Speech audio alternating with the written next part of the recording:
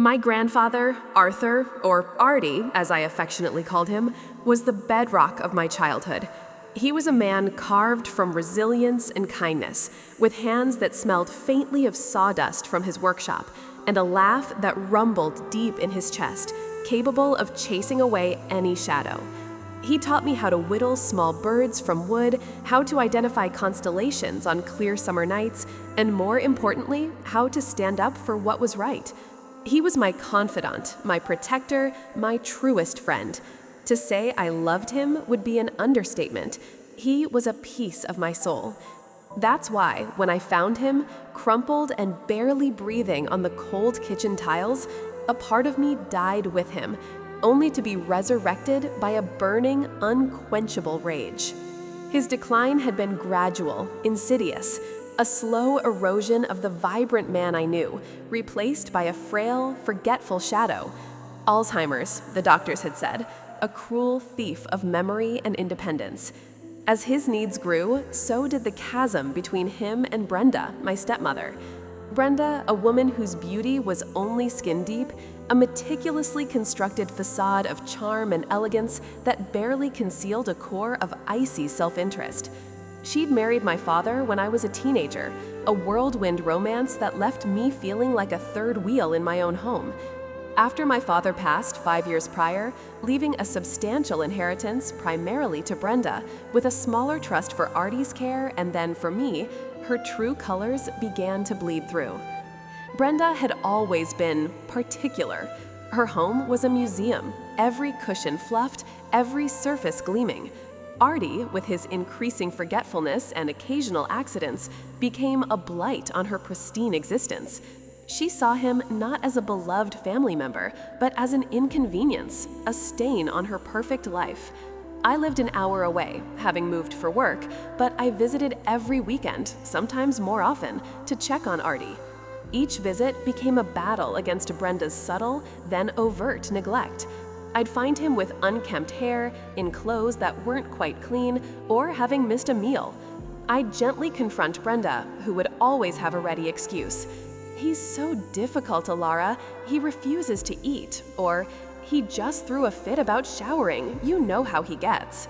Her tone was always saccharine, dripping with false concern, but her eyes, cold and calculating, betrayed her.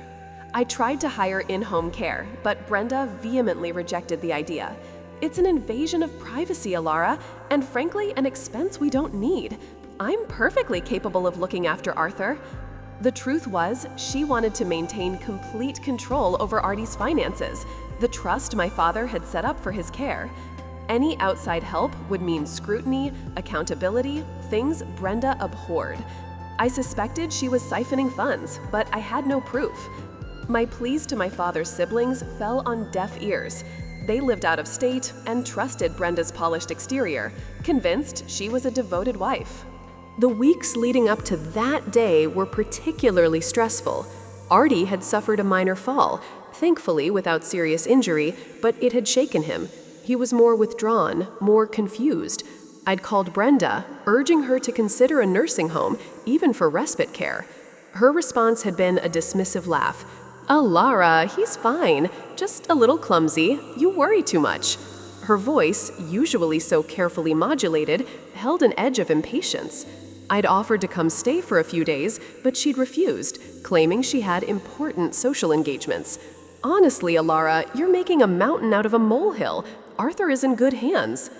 Those words would echo in my mind, a tormenting refrain, for months to come. The call came on a Tuesday afternoon. It wasn't from Brenda, but from Artie's neighbor, Mrs. Henderson, a sweet elderly woman who often kept an eye out. Her voice was trembling. "Alara, dear, I haven't seen Arthur out on his porch in 2 days. The curtains are drawn, and I haven't seen Brenda's car either. I just have a bad feeling." My heart lurched. Brenda had told me she was going away for a short trip, a wellness retreat, and that Artie would be fine on his own for a couple of days. A wellness retreat. My blood ran cold.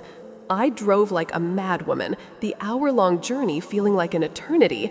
Each mile brought a fresh wave of dread. I called Brenda repeatedly, but her phone went straight to voicemail. "The number you have dialed is not available." My hands gripped the steering wheel so tightly my knuckles were white. When I pulled into the driveway, the house was eerily silent. Brenda's sleek black sedan was, as Mrs. Henderson had said, gone. A knot of ice formed in my stomach. I fumbled with my spare key, my hands shaking so badly I almost dropped it. The moment I stepped inside, the air hit me, stale, heavy, and carrying a faint, sickening odor. "Artie?" I called out, my voice thin and reedy, a stark contrast to the thundering of my heart. No response. The house was unnaturally still. I walked through the living room, past the dining room, my eyes darting, searching. Then I saw it, a faint light coming from the kitchen. As I rounded the corner, the sight that greeted me froze me to the spot. My grandfather, Arthur, lay on the floor, a few feet from the refrigerator, amidst a scattering of what looked like dried cereal and a broken milk carton. His eyes were open, glazed over, staring blankly at the ceiling. His skin was pale, almost translucent, stretched taut over his bones. His breathing was shallow, ragged, a faint rasping sound that barely disturbed the silence. There was a faint smell of urine, and his clothes were soiled. He looked utterly desolate, abandoned. "Artie!" I screamed, dropping to my knees beside him, my hands flying to his face. His skin was cool to the touch. "Grandpa, can you hear me? What happened?" He stirred faintly, a tiny, almost imperceptible tremor, and a soft, incoherent moan escaped his lips. His eyes, though unfocused, seemed to hold a flicker of recognition, a desperate plea. My mind raced, trying to piece together the scene. The broken milk carton, the dried cereal. He must have tried to get food, fallen, and been unable to get up. For how long? Mrs. Henderson said 2 days. 2 days. My grandfather had been lying on that cold floor, alone, for 2 days. My first instinct was pure, unadulterated panic. I fumbled for my phone, my fingers clumsy with terror, and dialed 911. The emergency operator's calm voice was a stark contrast to the chaos in my mind. "My grandfather, he's on the floor. I think he's been here for days. He's not moving," I babbled, tears streaming down my face. They dispatched an ambulance immediately. While I waited, I tried to make Artie comfortable, gently adjusting his head, whispering reassurances, stroking his hair. He was so cold, so frail. The image of him, so utterly helpless, was seared into my brain. As the paramedics worked over Artie, their faces grim, a different emotion began to surge through me, hot and sickening, rage. Where was Brenda? How could she? She knew Artie was vulnerable. She had promised to care for him. The paramedics confirmed my worst fears: severe dehydration, hypothermia, and a possible stroke. They whisked him away, sirens wailing, leaving me alone in that silent, accusing house. The broken milk carton, the scattered cereal, the faint, lingering smell of neglect, it all screamed of Brenda's monstrous indifference. I found Brenda's number and called again. This time, it rang. "Alara, darling, what's wrong? You sound distraught." Her voice, light and airy, grated on my nerves like sandpaper. "Brenda," I choked out, my voice raw with unshed tears and fury. "Where are you? Grandpa, he's in the hospital. I found him on the kitchen floor. He'd been there for days." There was a beat of silence on the other end, a pause that stretched, pregnant with her calculating thoughts. Then a sigh, a theatrical one. "Oh, Arthur, honestly, Alara, he's always causing such drama. I told you, I was at my wellness retreat. I left him with plenty of food and water. He's a grown man. He can manage for a couple of days." "A couple of days? Brenda, he's severely dehydrated, possibly had a stroke. He was lying in his own waste. He could have died." My voice rose to a scream. "And you knew he was vulnerable. You refused to get him help." Her tone hardened, losing its sugary sweetness. "Now, Alara, don't you dare accuse me. I did my best. He's just difficult. And frankly, you're overreacting. He's probably just fine. You know how hospitals exaggerate everything for money. Just handle it. "Call me when he's discharged. I'm trying to relax here." And with that, she hung up. Just handle it. The words hung in the air, a vile, dismissive command. My grandfather was left to die on the floor, and her response was, "Handle it?" The rage that had been simmering within me exploded. It was a cold, clear, terrifying fury. This wasn't just neglect. This was calculated abandonment. This was a woman who valued her wellness retreat and her pristine home more than a human life, the life of her husband's father. In that moment, sitting alone in Artie's silent, accusing kitchen, I swore an oath. Brenda had expected me to handle it, and handle it I would, but not in the way she imagined. Artie spent weeks in the hospital. The doctors confirmed a mild stroke, exacerbated by the dehydration and hypothermia. His recovery would be long and arduous, and he would never fully regain his previous level of independence. He would need round-the-clock care. The trust my father had set up for him was substantial, but Brenda had been managing it, or rather, mismanaging it. This was where my plan began. I started by meticulously documenting everything. I took photos of the kitchen, the scattered cereal, the soiled clothes. I got copies of the hospital reports detailing Artie's condition upon arrival. I spoke to Mrs. Henderson, who tearfully recounted how she hadn't seen Brenda's car for 3 days, not 2, and how Artie hadn't picked up his newspaper. I contacted the social worker at the hospital, discreetly mentioning my concerns about elder neglect, but without directly implicating Brenda just yet. I needed more than suspicion. I needed irrefutable proof. My primary target was the trust fund. My father, bless his cautious heart, had appointed a small local law firm as the trustee, but Brenda was the primary administrator with broad discretionary powers. I contacted Mr. Davies, the head of the firm. He was a kindly, old-fashioned lawyer who remembered my father fondly. I explained the situation, carefully omitting my personal accusations against Brenda, focusing instead on Artie's sudden, severe decline and the need for immediate, intensive care. "Mr. Davies," I said, my voice carefully neutral, "I need to ensure my grandfather's funds are being used solely for his benefit. Given his current state, I believe an audit of the trust is imperative." Mr. Davies, sensing the gravity of the situation, agreed. He informed Brenda of the impending audit, a move that sent her into a furious tailspin. She called me, screaming, accusing me of trying to steal Artie's money. "How dare you, Alara? After all I've done for Arthur, you're just trying to get your greedy hands on his inheritance." Her mask had completely slipped. This was the Brenda I knew was underneath. I calmly informed her that it was for Artie's protection, and that if she had nothing to hide, she had nothing to fear. That was a lie. She had everything to fear. The audit revealed what I had suspected. Thousands of dollars had been siphoned from Artie's trust over the past 5 years, disguised as household expenses and personal care services that were never rendered. There were large withdrawals, inconsistent with Artie's modest needs, always coinciding with Brenda's lavish purchases, new jewelry, designer clothes, trips abroad. The wellness retreat she'd been on when Artie was found was one such example. The paper trail was damning. Mr. Davies, initially sympathetic, was now genuinely appalled. "This is elder abuse, Alara," he said, his voice grim.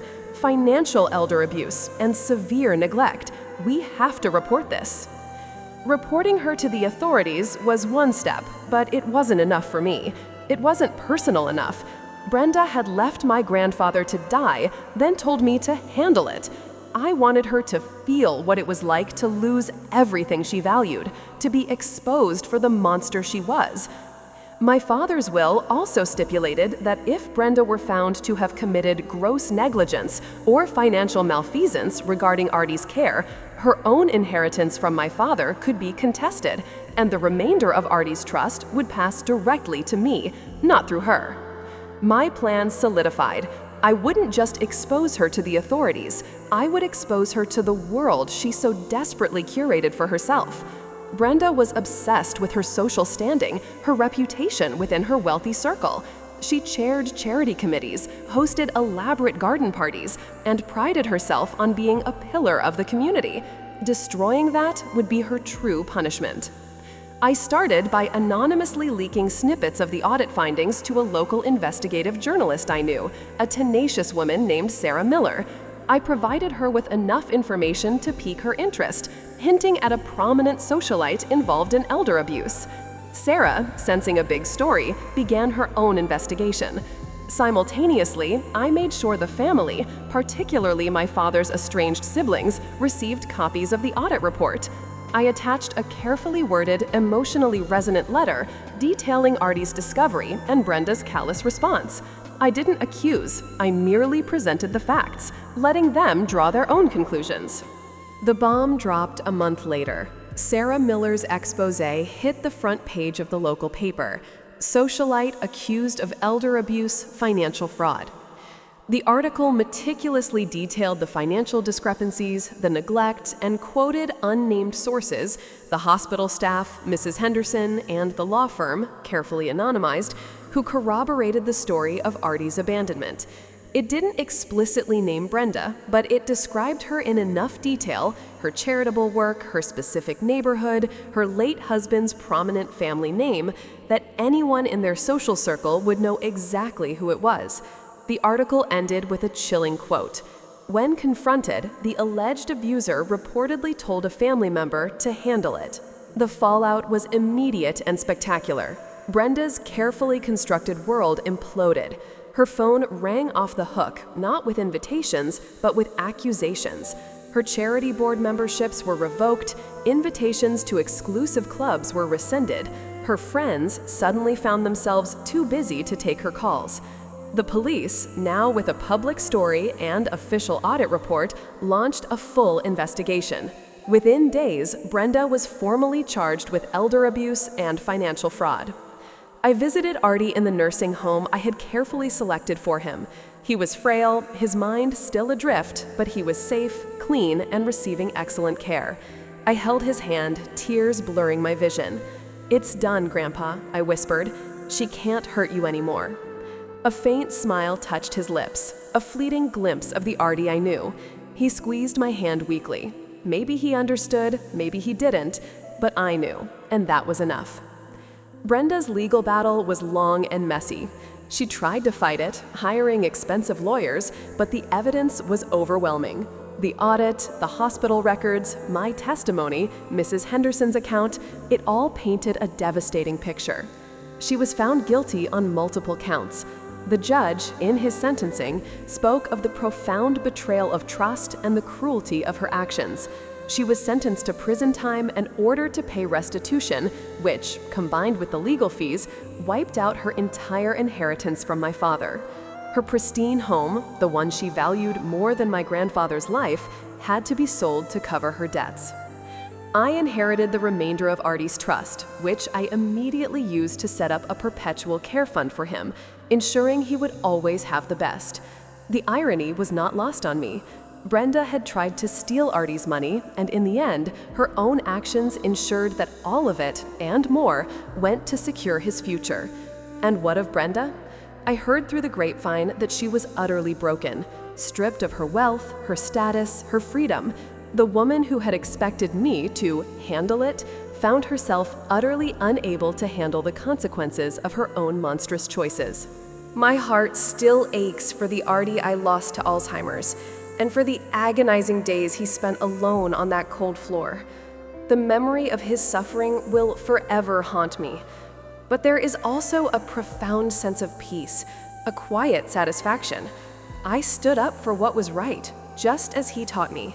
I avenged his suffering, and I ensured that the woman who valued appearances over life and convenience over compassion finally faced the true cost of her heartless command.